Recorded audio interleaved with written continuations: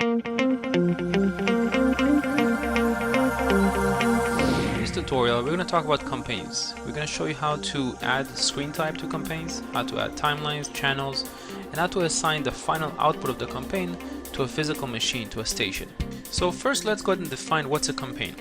A campaign is a collection of timelines, resources, screen divisions, components.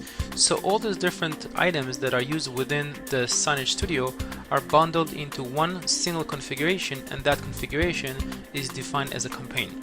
That campaign is assigned to a single machine out in the field. So if you have multiple computers out running a presentation, they can all run the same campaign or they can run a different campaign. That's up to you. But keep in mind that a physical computer, physical machine, what we call a station, out in the field that's running a presentation, can only run one campaign at one time. So let's go ahead and define a new campaign. Right now we have one campaign called campaign demo. Let's go ahead and add a brand new campaign. So make sure you're selecting the campaign timelines section of the Signage Studio. So let's go ahead and add a brand new campaign. Click on the plus sign over here to go to the wizard. Go ahead and call this our campaign demo 2. Click on next. And over here, if you already have a screen predefined, you can select it from the drop down. We'll just go ahead and define a brand new screen. So click on the create new button. We'll select an HD type screen, so it could be 1920 by 1080, and call this our demo screen 2, and click on next, and tell the system to go ahead and generate some screen divisions for us, and click on finish. And now we're back to the campaign wizard. Click on next, and we'll go ahead and start with a single timeline called timeline 1 and have it run for 1 minute. Click on next, and now we'll select the default screen division. So we'll go ahead and select this one over here and click on finish. So as you can see, we have our campaign demo 2 over here to the left. There were 3 channels that were already created for us, and they were assigned automatically to the screen divisions. If we select the screen layout, you can see, if I zoom out a little bit, that everything is color coded, so we know that any content is going to run on the blue channel is going to run over here, on the green is going to run over here, and on the red is going to run on the bottom. So everything was pre-assigned for us.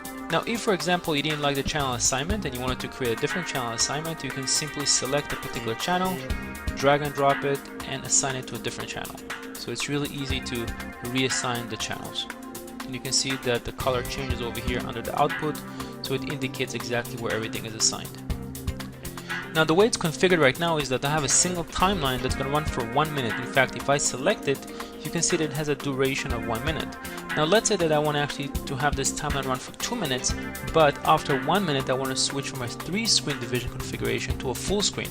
So let me go ahead and zoom out a little bit over here, and you can see that right now it's 1 minute in length, so I'll go ahead and set this to be 2 minutes in length, so my timeline is twice as long. And what I want to do now is switch to a full screen after 1 minute. So I'll switch over here to my screen template, select screen division 1, which is a full screen configuration, drag and drop that to the timeline, and set it to be exactly 2 minutes to reach the end. But one more thing I need to do is actually assign a channel. Right now you see it kind of has a pale blue color to it because it has no channel assigned to it. So I can select any channel I want. So in my case, I want to switch the content of the red channel from a smaller screen division to a full screen after 1 minute. So select channel 2 and drag and drop it over here. And you can see that now I know exactly what's going to play. It's going to be the red content. It's going to switch from a smaller screen division to a full screen division. Now we're going to want to add some resources to actually play in our presentation. So switch to resources. We'll select this video file, hold the mouse and drag and drop it to the channel 2. And we'll set it for the full length of the timeline. So what's going to happen is that it's going to start small in the upper right corner on the red channel, and after 1 minute switch into a full screen. Next we'll go ahead and add an image to our blue channel.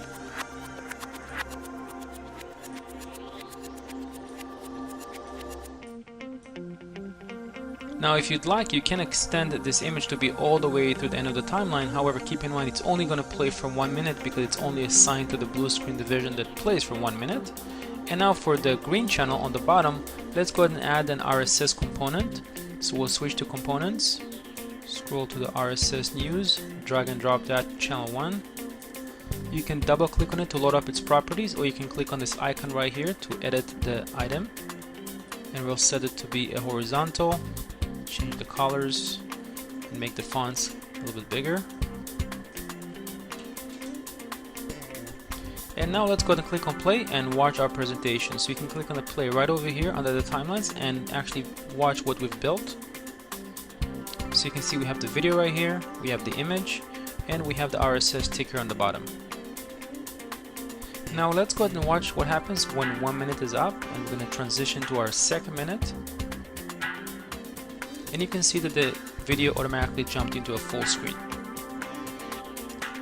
So next, let's go ahead and talk about having multiple timelines. As you can see right now, we're working with just a single timeline. But if this timeline is, let's say, 24 hours, it would get very long and very difficult to work with. So what we do is we support multiple timelines, and what you can do is you can add more than one timeline to a campaign and control the order or the sequence of these timelines. So let's go ahead and click on the plus sign right here to add a second timeline.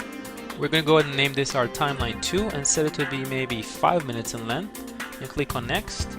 And again, select screen division just like before and click on finish.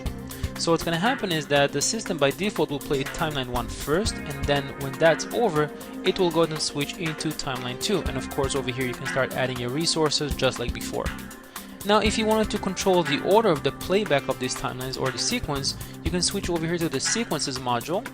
You can select the timeline that you want and simply drag and drop it to change the order. So now what we've done is we're telling the system to go ahead and play timeline 2 first and then go ahead and play timeline 1.